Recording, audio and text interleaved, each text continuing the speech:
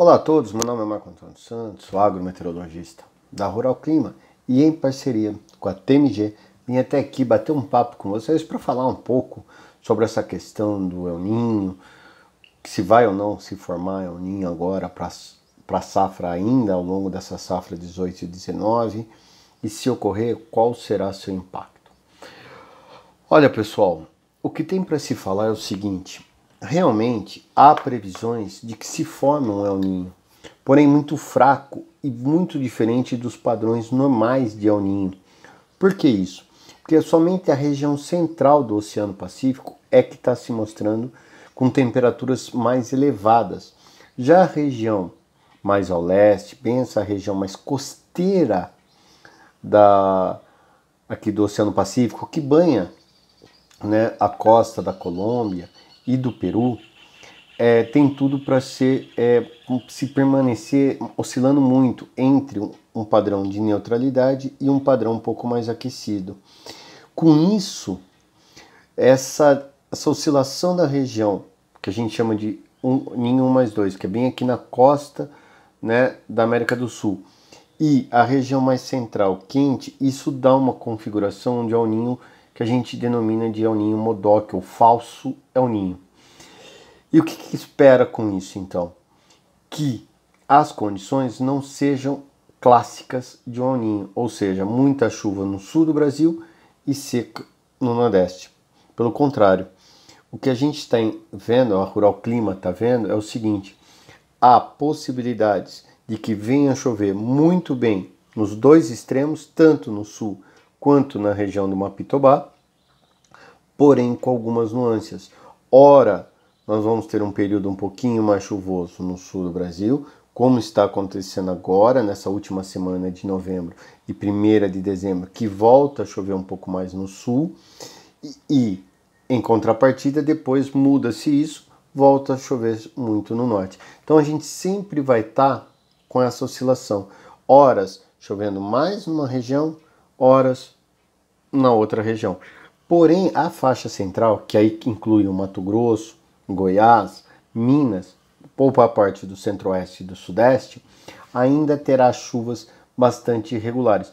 Lógico que pode ter uma outra semana sem chuvas, porque as frentes vão estar ou no extremo sul ou no extremo norte, mas não há nenhuma tendência de que as condições climáticas venham a causar estiagens prolongadas, acima de 10 dias, 15 dias. Pelo contrário, o que pode acontecer é ficar uma semana, aí, 10 dias no máximo, sem chover numa região, mas isso não trará nenhum impacto direto à produtividade, pelo contrário, até favorecerá o desenvolvimento das lavouras e até os processos de trato culturais, colheita e tudo mais.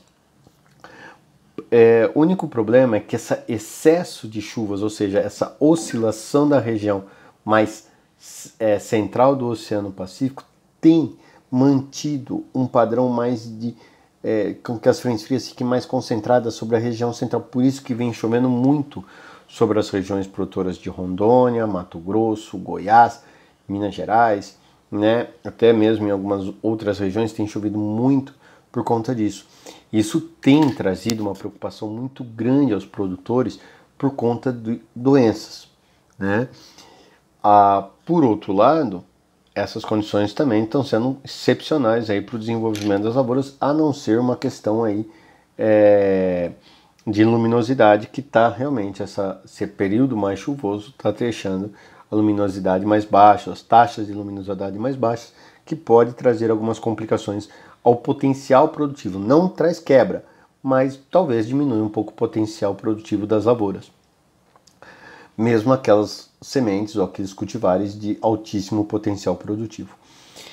Por outro lado, esse El Niño não clássico aí tem tudo para ser de curta duração, ou seja, de tiro curto. Ele deve se aquecer rapidamente agora, já com uma tendência até de um El Niño. A gente vai ver algumas características de El Niño agora entre final de dezembro e janeiro. Porém, já para o final do verão, volta uma questão de neutralidade. Voltando a uma questão de neutralidade, há uma possibilidade de que as chuvas não cortem tão cedo quando você tem um El Niño clássico, como foi a safra 15/16, que as chuvas já no final de março ou logo nos primeiros dias de abril cortaram e nunca mais só voltaram a acontecer, não nunca mais, só voltaram a acontecer em outubro de 2016, né? Ou seja, mas na primavera ficou todo esse tempo sem chover, tá? Então isso dificilmente vai acontecer esse ano. O que a gente vê é a chuva se prolongando um pouco, porém, lógico que não abril inteiro, mas pelo menos durante a primeira quinzena de abril, por conta desse El Niño de tiro curto. Então, mesmo que venham falar que está chovendo, que há probabilidade de mais de 80% de El Niño, lembrem-se que essa palavra El Niño sozinha não significa nada.